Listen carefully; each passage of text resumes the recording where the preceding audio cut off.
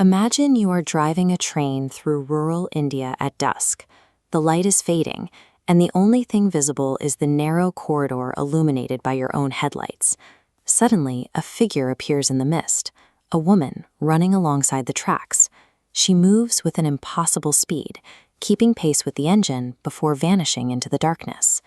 While this reads like a piece of horror fiction, the sightings were recorded as part of a series of events that produced tangible changes in the region. This single narrative eventually changed the daily operations and physical state of an entire railway line.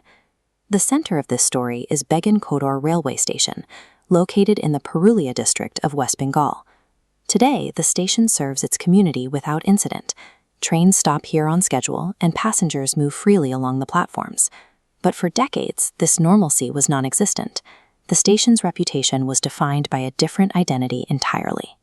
Local residents and travelers across India knew it by a specific name, the Ghost Station. This raises a question about the relationship between belief and infrastructure. Can an unverified story gain enough momentum to shut down a state-run railway?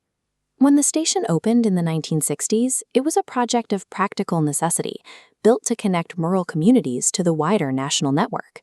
For several years, it served as a standard, functional piece of regional infrastructure. Daily life here was unremarkable.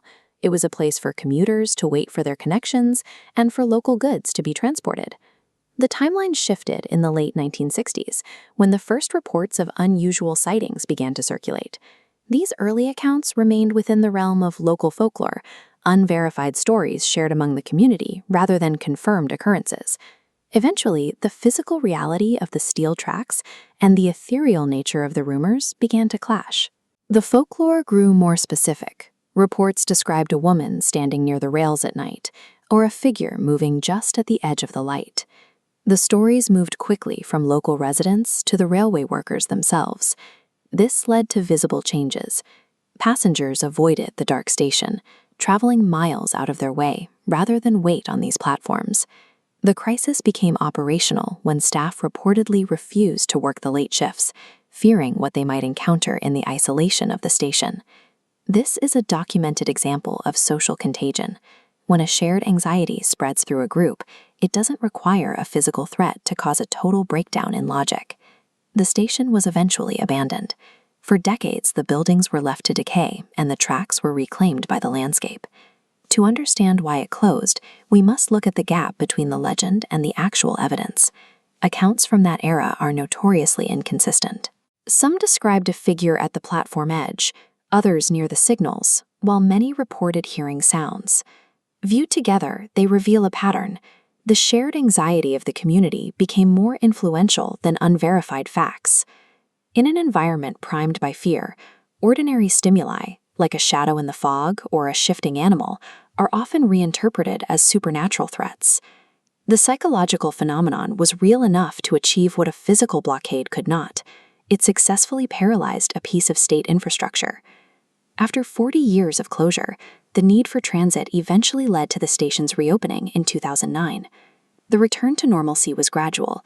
Trains resumed their stops, and the platforms once again filled with commuters. Yet the nickname remains. The Ghost Station moniker has survived, becoming a permanent part of the local identity. While the tracks were cleared and the station was painted, the shared memory of the legend proved much harder to remove. Begunkodor serves as a case study in how we process the world around us. Humans have a persistent memory for fear.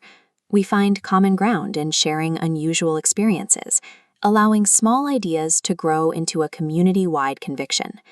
The history of these tracks demonstrates how shared belief can dictate the way a society uses its resources. As you travel, consider which stories influence your own perception of the places you visit. For more stories from India's past, like, share, and subscribe to Untold Indian Stories.